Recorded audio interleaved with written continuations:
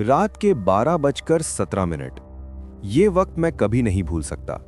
शहर की वो लोकल ट्रेन जो दिन में आम लगती है, रात को बिल्कुल खाली और बेजान हो जाती है।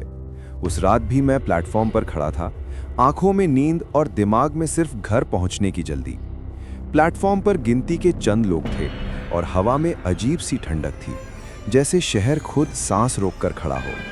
ट्रेन आई बिना किसी आवाज के, ना कोई अनाउंसमेंट, ना हॉर्न, बस दरवाजे खुले। मैंने नोटिस किया कि कोच के अंदर पीली सी लाइट जल रही थी और सब चेहरे बिल्कुल चुप, जैसे बोलना भूल गए हों। मैं भी चढ़ गया। जैसे ही ट्रेन चली, एक अजीब सी फीलिंग हुई, जैसे वक्त धीमा हो गया हो। दरवाजा बंद होने की आवाज।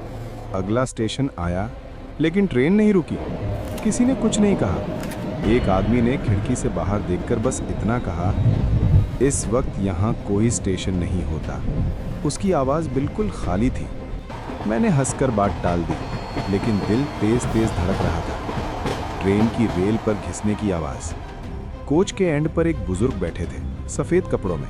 वो मुझे घूर कर देख रहे थे, फिर धीरे से बोले, तुम नया लगते हो। मैंने पूछा, यहाँ क्या मतलब? उन्होंने आंखें बंद कर ली और कहा, कल पूछना।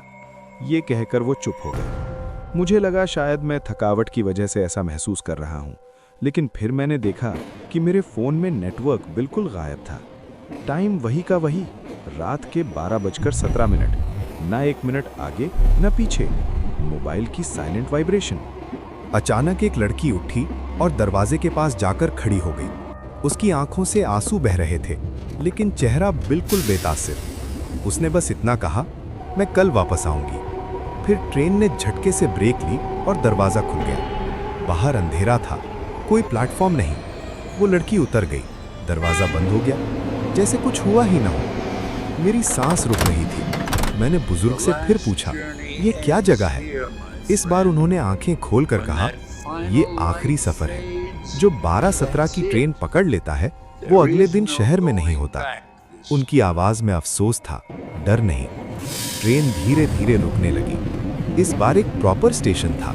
बोर्ड पर नाम लिखा था, लेकिन मैं पढ़ नहीं पा रहा था, जैसे लफ्ज हिल रहे हैं। सब लोग उठकर उतरने लगे। जब मेरी बारी आई, बुजुर्ग ने मेरा हाथ पकड़ लिया।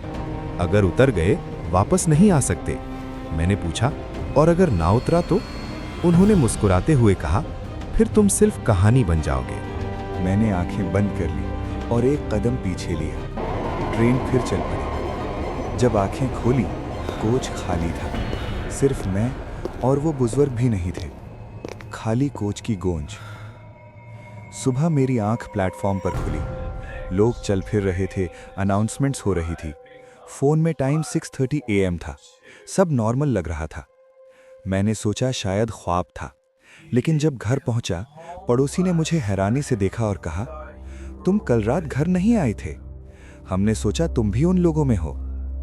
उस दिन के बाद मैं हर रात 12:17 पर स्टेशन से दूर रहता हूं, क्योंकि मैंने सुना है वो ट्रेन आज भी आती है, और इस बार शायद बुजुर्ग तुम्हें वार्न न करें।